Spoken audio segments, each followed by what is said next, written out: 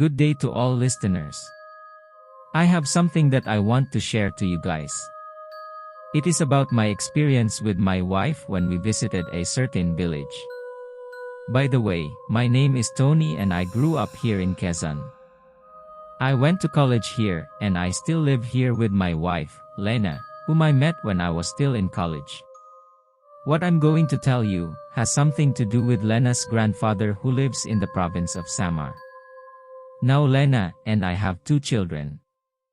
What I am about to tell you happened when we were still newly married and were planning to live separately from our families and build our own family. We decided to look for a house to stay here because our jobs are also here. I am a security guard in a grocery store and Lena is a customer service representative in a BPO company. We rent a place near Lena's office. My work shift is in the morning, while Lena sleeps in the morning since she is working at night.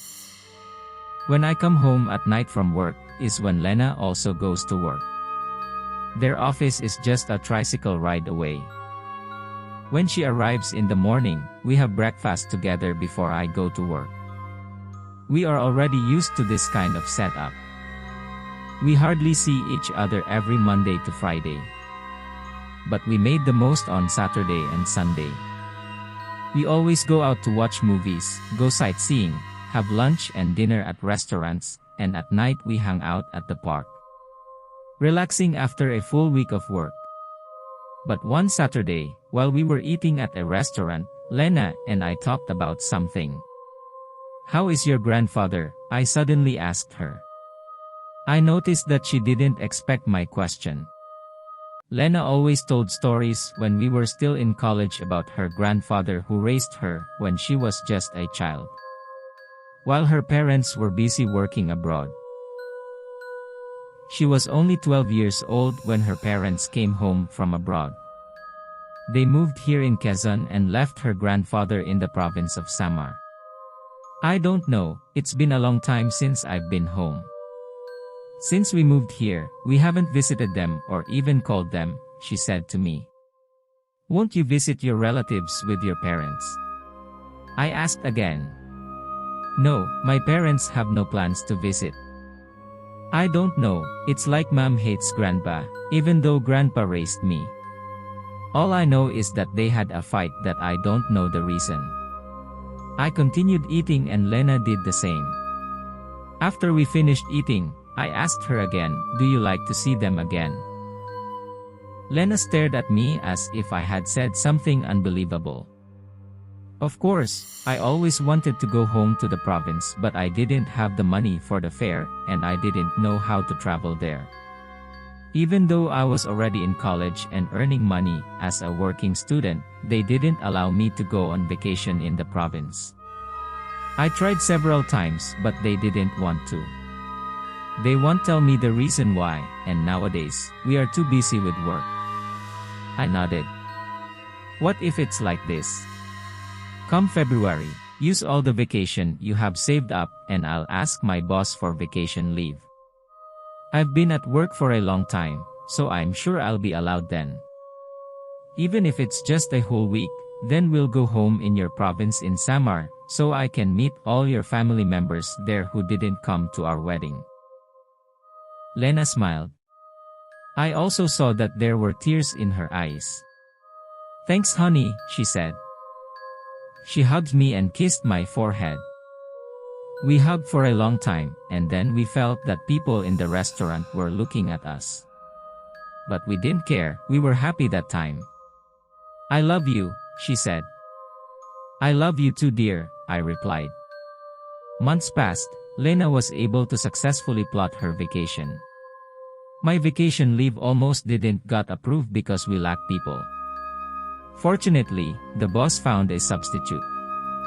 He allowed me a week off. Until the day of our vacation came. We left on Sunday. Lena didn't even say goodbye to her parents because she knew they wouldn't let her either. We took a bus to Sorsogon. It took us more than 12 hours on the way. Every 4 hours, we stop at restaurants to rest and eat. I enjoyed every stopovers. Lena slept the whole trip, while I was guarding our things that were above our seats on the bus. I was also amazed by the beautiful scenery we passed. I rarely travel, so the towering mountains and hills and vast seas that the bus passes by are new to me. At 6 o'clock, we arrived in Sorsogon. The sky was already dark. The ports are busy with arriving and departing passengers. We should have traveled by plane, I said to Lena. This is how we used to travel. And it's better if you also experience this long journey to the province. Let's return home by plane. I just said yes and stood in line to buy tickets for the ship that we will be boarding for the rest of the journey. At 8 o'clock, we left on board the ship. Lena said, we have another 10-hour travel. I told her to watch our things this time so I can catch some sleep. I slept for almost 3 hours, and when I woke up, I saw that Lena was also asleep. I smiled at her and then walked around the ship. It's dark outside, pure darkness that you can hardly see anything, as if we were traveling in space. And only starlight surrounded the ship we were on. Most of the passengers were asleep, but some men were awake and playing chess.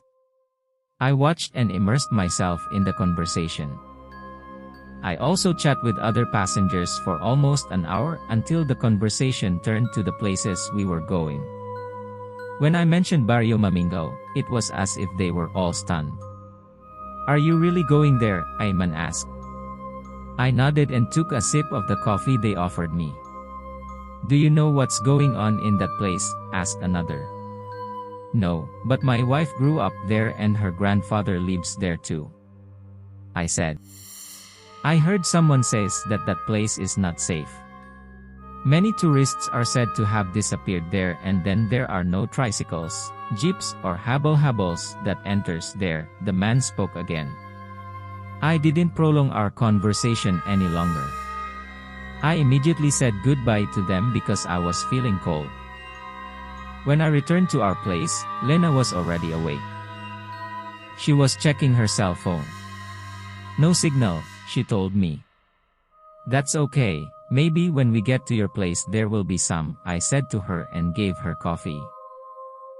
I talked to some men earlier, and I asked if they knew the place we were going to. I said to her. What did they say to you? She asked. It is said to be dangerous in the Barrio where you lived before. No tourists or cars enter that place. Lena looked at me as if I had said something that would hurt her feelings. Don't believe them, it's natural here in the province to scare people like us who are from other places. That's why there are so many stories about mangkukulams and encantos in this place. But it's only made by the locals who live here.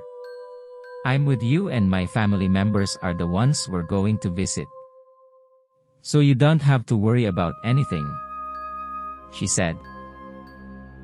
I laid down beside her and hugged her. And we fell asleep until it was 7 in the morning. The ship stopped at the port. Lena and I also went down, carrying our belongings.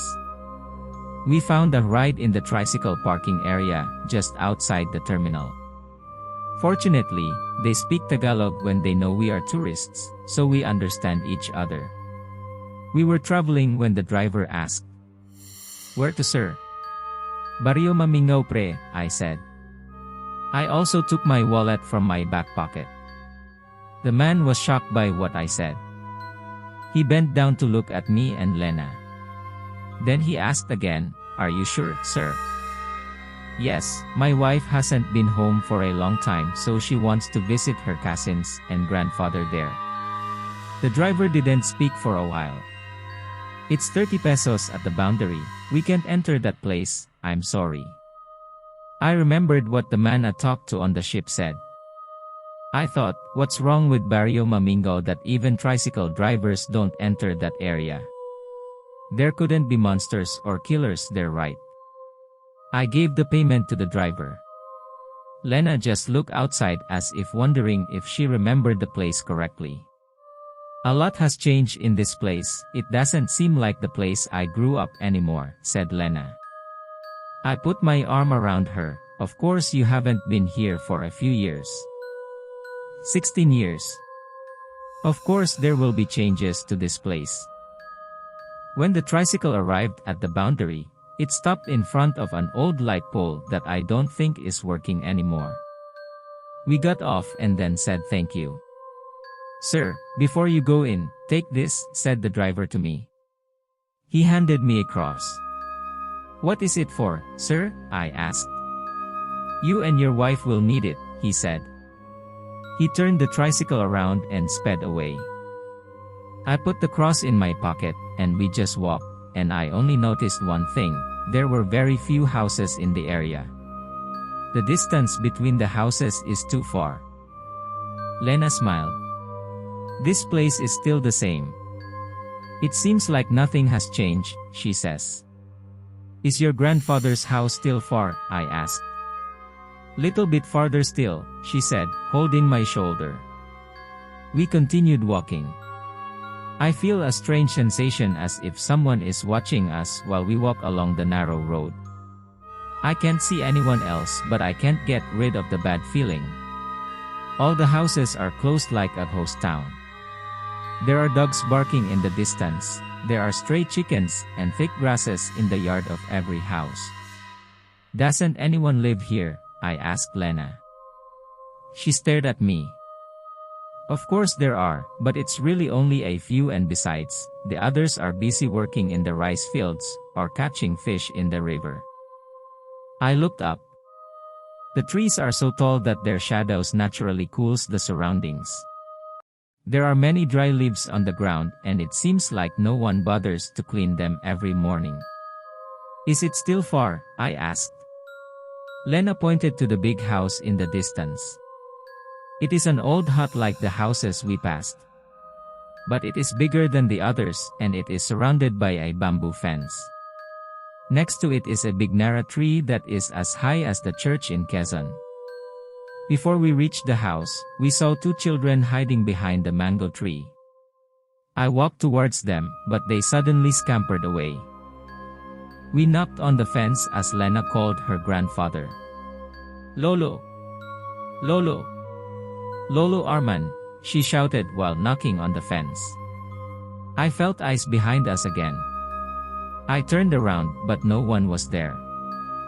Suddenly, we heard the door open. Slow footsteps, and then the door of the fence opened.